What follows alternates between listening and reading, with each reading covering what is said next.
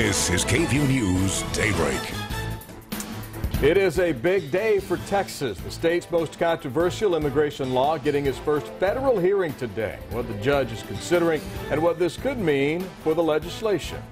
Another busy week for lawmakers on Capitol Hill as the health care showdown continues. Why more Republicans say they're not voting for it and what the president is saying about it. And a mid-air meltdown, the scary things one passenger did on a Texas-bound flight. Good morning to you, and thank you for joining us for KVUE News Daybreak. It's 5 a.m. I'm Brian May. And I'm Yvonne Nava. It is Monday, June 26th. This month is just flying by.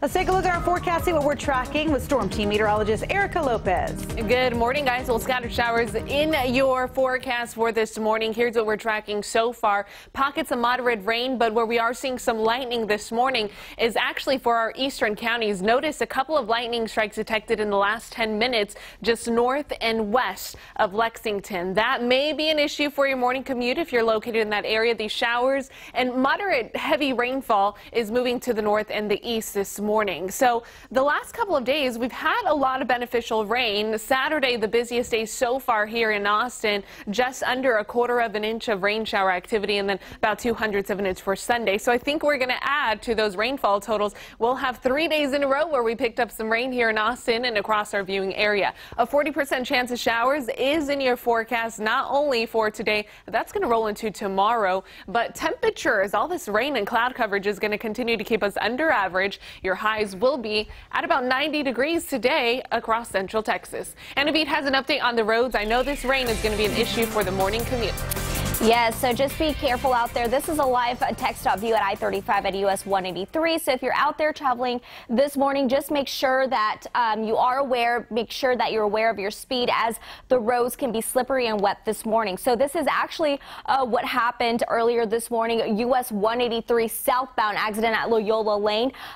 A car was reported that it did hydroplane traveling southbound on US 183. So if you are traveling in this area, make sure you are aware and are cautious. I-35 northbound Butte to downtown, 14 minutes, 17 minutes, Round Rock to downtown, I-35 southbound.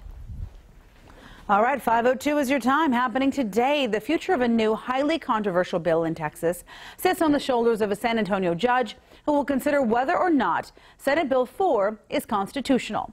And as KVUE's Corey Coffin reports, that decision could be made as soon as today, right, Corey? It could. Good morning, Yvonne. SB 4 requires local law enforcement comply with immigrations and customs enforcement detainers. Those are requests to hold someone in jail while their immigration status is investigated.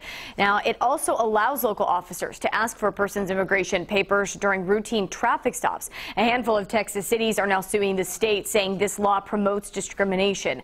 The executive director of Immigrants United spoke on the effects of this fight here in Texas. Out to the immigrant community, I know that right now we're living in very hard times and that we live with a lot of fear, but we have a lot of allies backing us up and behind us that are going to be at the front lines of this fight. We got, the city of Austin, Dallas, and now Houston, El Paso that are fighting back and saying no to this anti-immigrant law. In fact, today, many community leaders are gathering ahead of this morning's hearing. They'll be rallying at 8:30 in front of the courthouse in San Antonio, where a judge will begin hearing arguments an hour later. But this is an issue that is sure to take some time to sort through. In the meantime, Immigrants United is putting together workshops to educate people about their rights, putting them in touch with immigration lawyers and teaching them how to manage their money if a family member were to be detained. Now, the law, SB 4, scheduled to take effect September 1st, and of course we'll have updates on today's hearing in San Antonio as they happen. Guys, back to you. All right, thanks so much. It's a big week for the U.S. Supreme Court as it wraps up its term, and that means we should get a decision on President Trump's travel ban. Justices must decide if the administration can immediately enforce a 90-day ban on visitors from 6 mostly Muslim countries. We also could see a major change on the court. Justice Anthony Kennedy is rumored to be considering retirement, something he could announce during today's last public session. The health care showdown ramps up today after both sides spent the weekend making their case to still undecided senators who could vote on the GOP health care plan this week. But ABC's Emily Rao reports a growing number of Republicans are expressing some skepticism. A catalyst for heated town halls and rallies over the weekend. Get your conscience in order and do what's right. And impassioned debate on Sunday morning TV. The fight over our nation's healthcare system is heating up.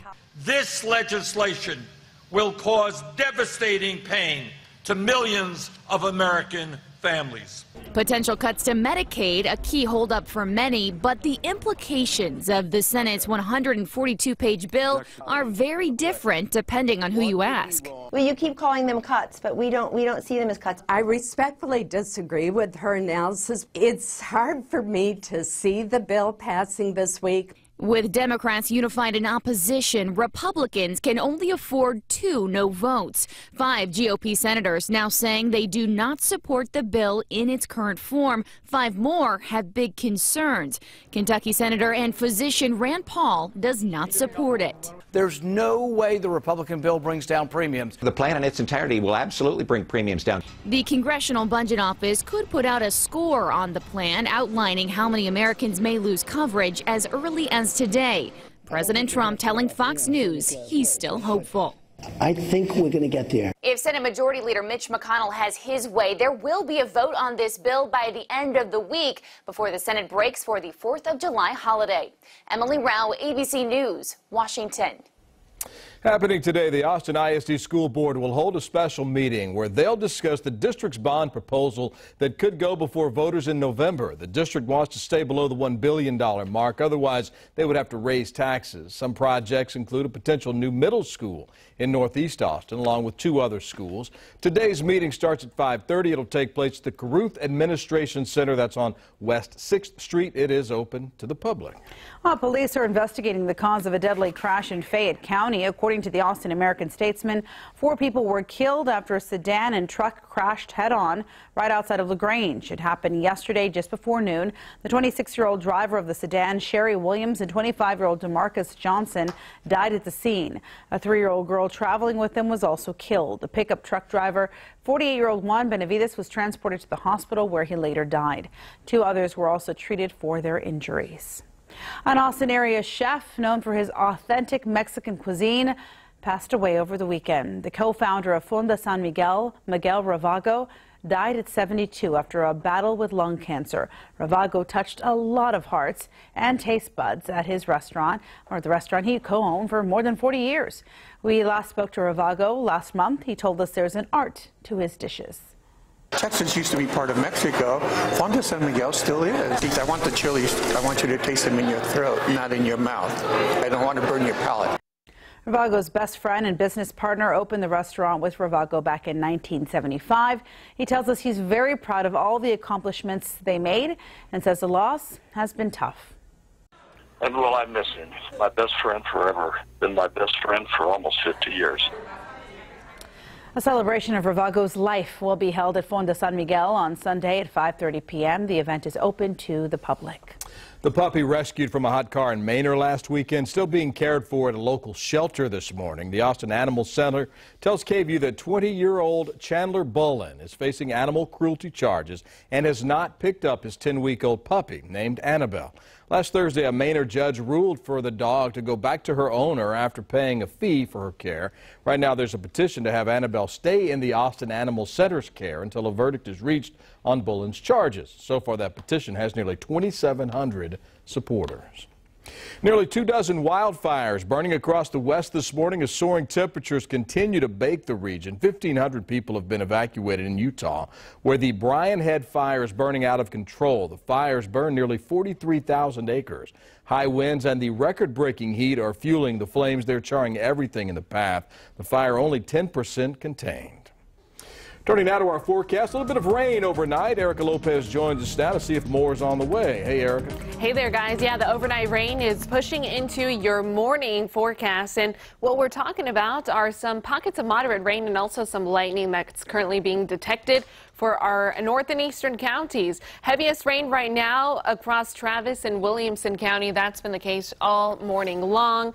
And it could be an issue for your morning commute, especially on I-35, 183, and also seeing some showers develop in southwestern Travis County, Hamilton Pool, a pocket of some moderate rain pushing through your viewing area. But here's the lightning that I mentioned. A couple of these storms, you could hear some rumbles of thunder right now between Lexington and Thorndale. These showers are headed your way, Thorndale. So commuting along 79 this morning could be on the messier side. Next couple of days, we're talking scattered showers, and by the end of the next 48 hours, we could pick up possibly an inch of rain here in Austin, maybe a little bit more across the hill country. So I'm going to talk a little bit more on that forecast. We are expected to lessen rain shower chances and increase our temperatures by the end of the week. I'll let you know exactly how warm it will get. Guys, back to you. All right, thank you. You know, a local bakery chain is providing a sweet incentive to anyone who helps them track down an alleged counterfeiter. GG's Cupcakes in Georgetown is offering free cupcakes for a year if anyone's tips lead to an arrest for a man they say walked into the store and used fake $50 bill to buy a single cupcake. The owner says the incident happened while a recently hired cashier was working, and it's not his first time. The same man has hit other stores, including the Cedar Park location and other businesses in the Wolf Ranch area. It's not going to, kill my business or anything like that. We just want to get the guy caught, and it's an excellent opportunity for us to, provide additional training to our staff and to just kind of point out, that this may happen. Well, the owner says the deal would be 4 free cupcakes a week for 1 year. Still ahead, a daring jump at an amusement park. A teenage girl falls 25 feet from an amusement park ride. How she escaped without serious injuries. And doing the opposite of what she's hired to do, what a nanny was caught on camera doing that caused the child's parents to call police.